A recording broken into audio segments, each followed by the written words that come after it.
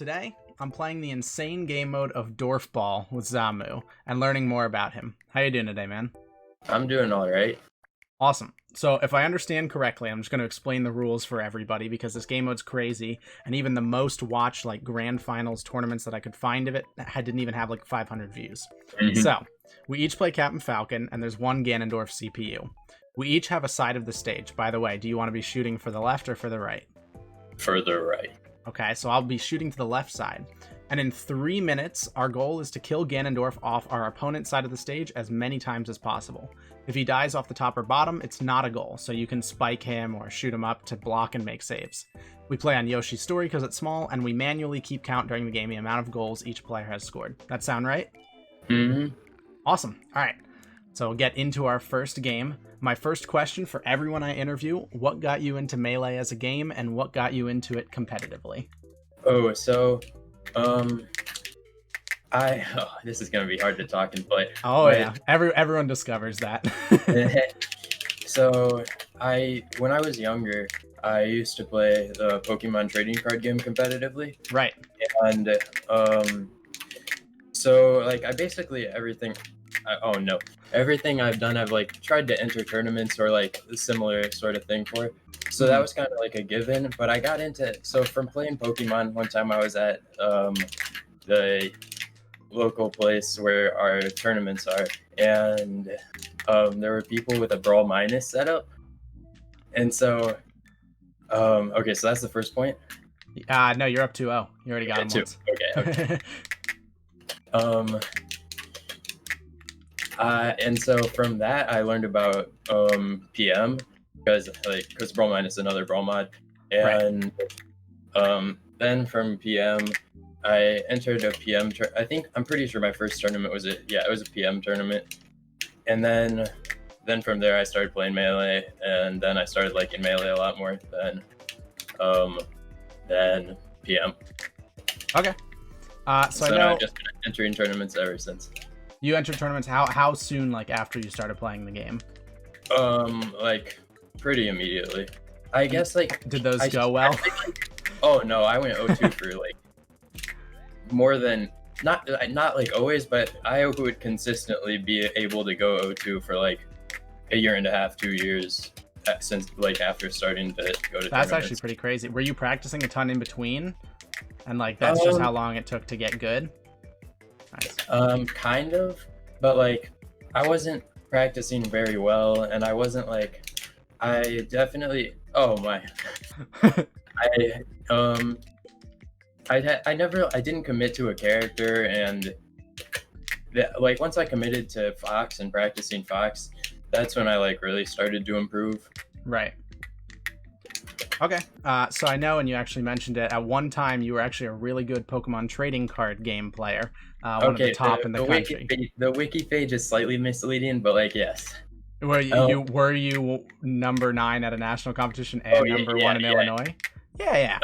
Well, I was number 1 in Illinois for ELO, which is like a fake ranking for Melee and kind of fake ranking for Pokemon. Okay. But I won 2 back-to-back state championships, which are like not big, but like bigger than small tournaments. Right.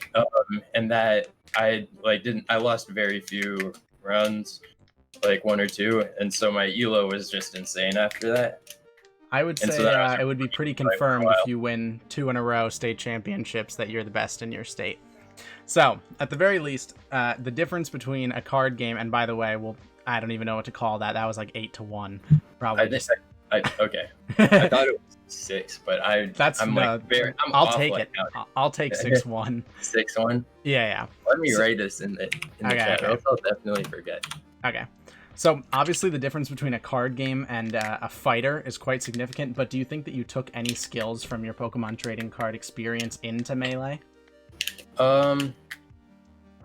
Kind of, like, I was already used to, like, being salty in competition, and I was, like, already used to competing, and I think, like, really for me, competing is more important than, like, the game, but I like Melee a lot.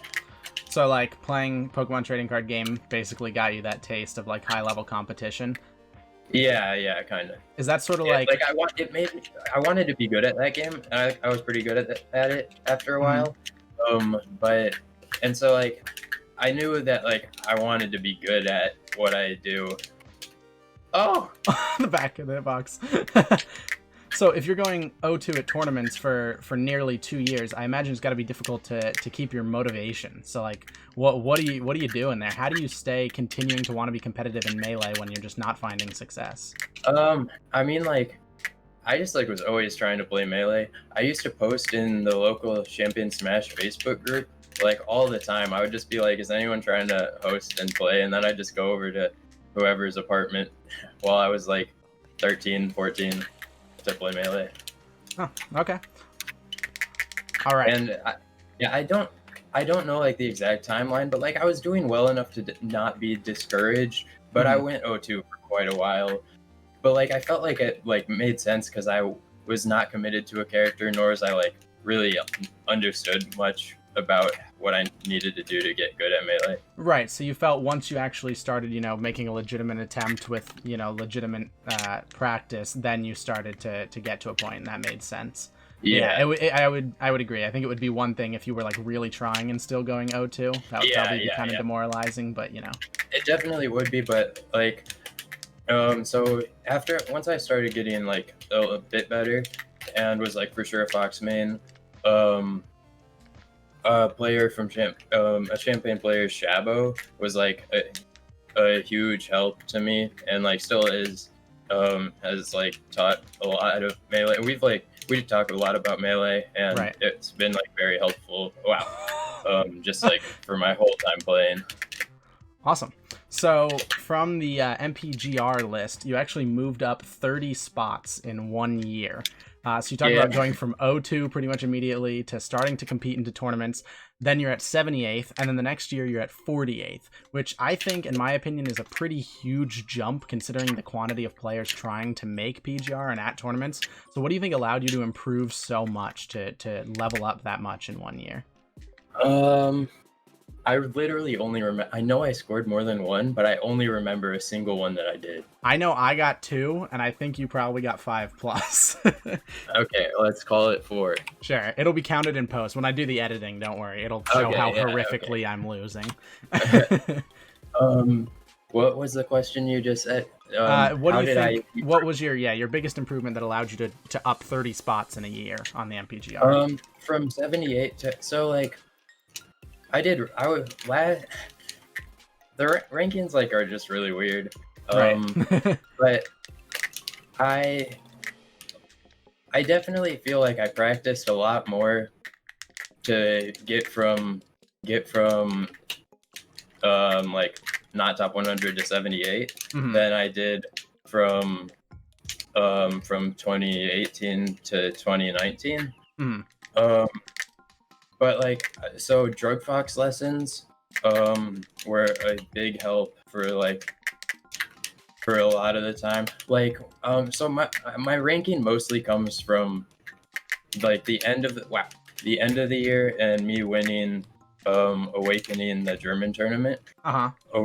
And so like without like some of my results, I would not be ranked as high. So I don't know. I think. So you think it wasn't necessarily like a huge skill improvement or change thing? It just was the happening of a few tournaments. Huge skill improvement, but not from practicing. I played a lot and I improved a lot slower. Whoops. Thanks.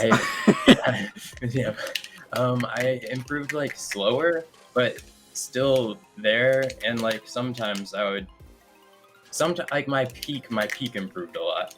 So what are the differences in practice methods? Because, you had at one point you're going 0-2 because you said you're not practicing quite well and not picking a character. Then you start to get better. And now you say that this last year you practice in a decent way, that you're getting even better as well. What is like the difference? What's the evolution of practicing there? So like at first I was like learning wave dashing and that sort of thing. And I like played Luigi and Ganondorf. I